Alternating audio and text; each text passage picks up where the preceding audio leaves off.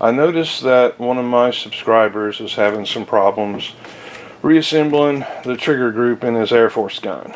So I'm going to attempt to disassemble and reassemble the trigger group in this particular gun. This is the only Airforce gun that I currently have. So it does have the newer trigger group in it, but keep in mind this gun's been seriously modified, so keep that in mind. And as we proceed here, so hopefully I can put together something that'll help you here. Everything arranged on the outside of the frame there with the roll pins through all the pieces of the trigger group, so you can see how everything works and how it goes back together.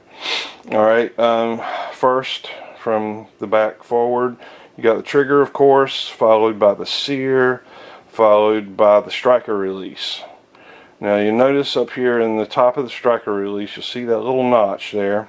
Alright, that notch engages the corner of the sear, and whenever the trigger is pulled, it raises the sear, and then it's going to release off out of that notch, and it's going to allow the hammer to go back and fire the gun.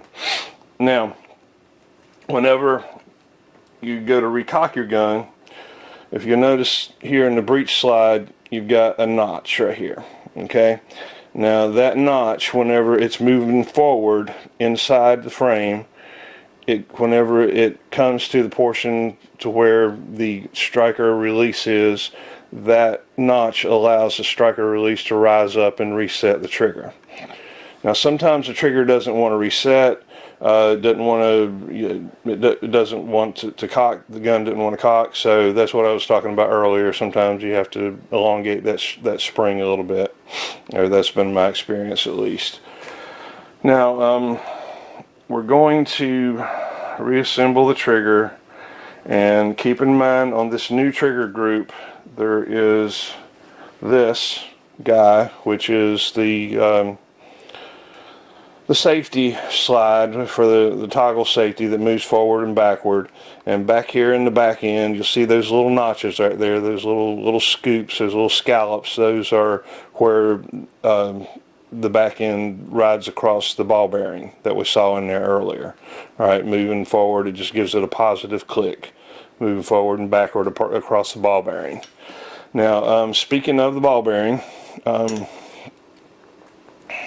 these off of here. Alright, speaking of the ball bearing, you'll see the ball bearing inside here. Okay, so underneath that ball bearing there is another spring. Now I just left that spring in there, and there is another ball bearing and spring that goes in the forward end up here. Alright, I have just got that completely out of here. Alright, that's again, this is a heavily modified gun, so you want to put all that back. If you're going back to stock,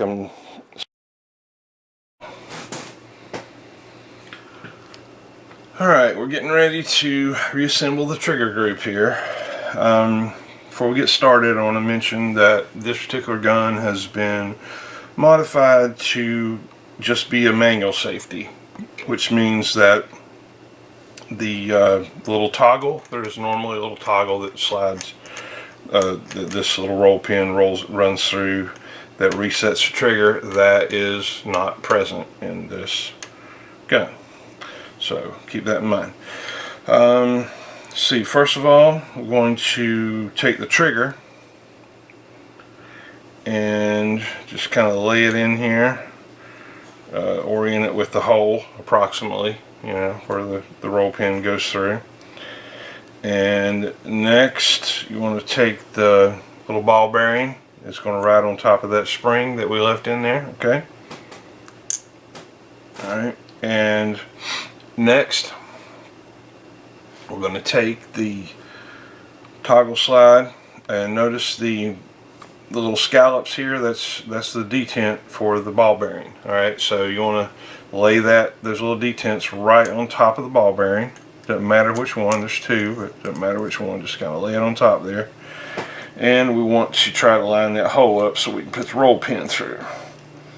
Alright, now you want to keep in mind that this is spring loaded here a little bit, okay, so you're going to have to push that little slide toggle down, or else this hole is never going to line up through the slide toggle and for the safety and the trigger. Alright, so push that down, and I found that if you take something like this little punch or Allen's key or something, put it through the opposite end, that'll help you line everything up.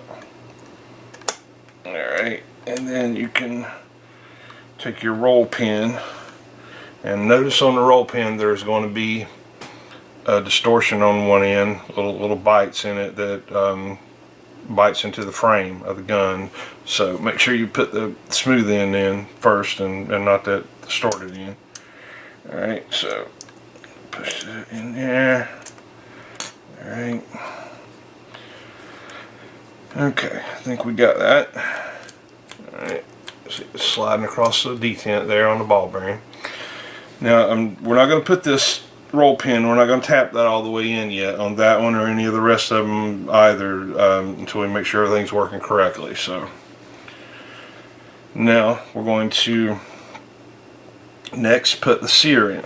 Alright, now this sear, if you notice, the sear has a little bit of an extension here that grabs onto the roll pin. Okay, so keep that in mind. We're going to talk about that again in a minute. That little extension here on the cutout of the hole. Alright, so orient this to where the little dog leg goes up. Okay, I'm going to drop it in, and this modified gun's got an extra hole here. Okay, so just ignore that little smaller hole there. Alright, so we're just going to drop it down the side there, and we're going to get a little punch to help line everything up ready, and I have to move it back and forth a little bit. Okay, get lined up the best you can. Alright, get your roll pin ready.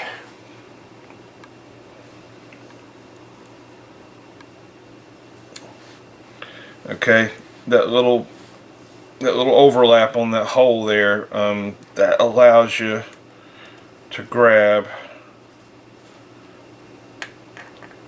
That thing floats a little bit. Okay, it makes it a little tricky. Alright, it floats a little bit. So in order to get this roll pin through here, sometimes you gotta pull it up and down. I've got a couple of punches here. Alright, we're just going to move through there.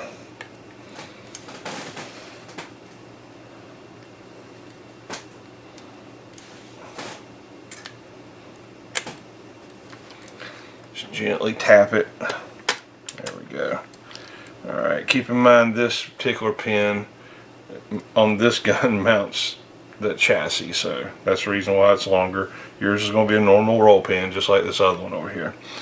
Okay, so now we got the trigger in, and now we've got the sear in. Alright, and just kind of confirm that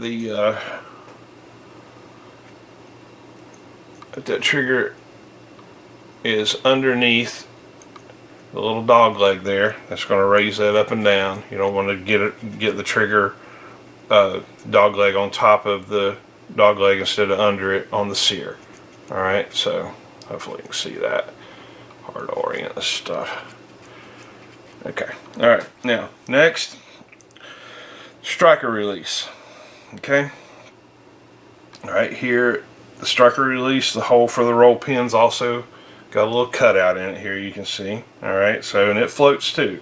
Floats a little bit up and down too, so you may have to, you know, grab onto it while it's in there and kind of pull it forward, backward, until you get that roll pin started through.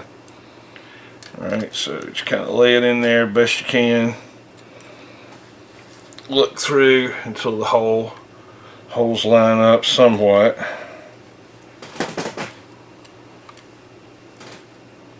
Alright, and let's see if we get lucky and just shoot this roll pin right in. That'd be great, wouldn't it? Okay, yeah, of course not. Okay, come back in the other side, try to line this thing up,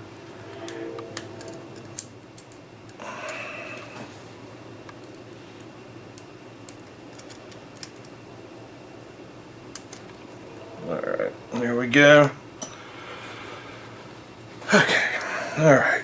I'm gonna tap. I'm gonna tap these roll pins just a little bit, just so they don't back out on me at a bad time.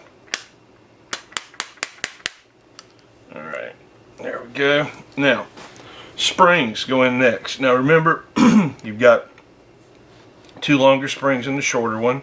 The longer one is going to go in front of the trigger. Okay, there's a little depression there cut out for the spring. Just drop that one of the longer ones in there. The shorter one is going to drop into right on the down side on the angle of the safety slide. Drop down in there. This is a shorter one. That's for the sear. Alright, and then this one is for the striker release. Now remember what I talked about before. These, sometimes you got to stretch them out a little bit. Don't get too carried away, but just gently stretch them a little bit. Make sure that striker release is going to engage and cock the gun properly. Alright, so that one's going to go right down in there. You can see how it's cut out of the frame there, right for the spring. Alright, now, next you want to orient this trigger plate. Okay, now notice this little raised portion here. It's going to go into this little notch here on the other side of the safety slide, and then this is going to go through the trigger. All right. Now you want to make sure all these springs stay straight. Okay, make sure they don't get tilted over or anything while you're doing this. And you want to sandwich it. You want to come straight down on it. Alright, now hold it with your hand on the forward end, okay, and then you can test this to see if it's going to cock like it's supposed to. Alright, so it cocked. This is good. Alright, so hold the bolt, pull the trigger.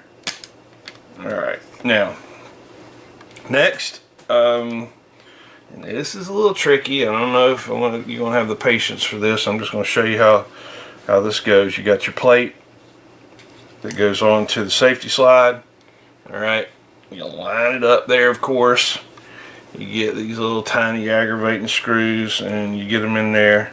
And then once you get this screwed on, okay, this plate is going to hold once the screw is mounted in there on that safety slide. It's going to hold your trigger plate. It's going to hold it on for you, okay, and then you'll be able to get your cross bolt back here through here for your handle, and then your forward mounting screw up here on this end. Okay, so, and then at that point you'll be able to take a punch and a hammer, and you want to tap down these roll pins to where they're flush with the spring. Okay. Anyway, there we go. So that's the new trigger group. I looked all over the net to try to see if somebody had already done something similar to this. Wish I had the reset toggle stock. I could show you that too. Unfortunately, I didn't. So anyway, there it is. Hope it helps. Maybe more than one person in the future. All right. Take care. Thanks for watching.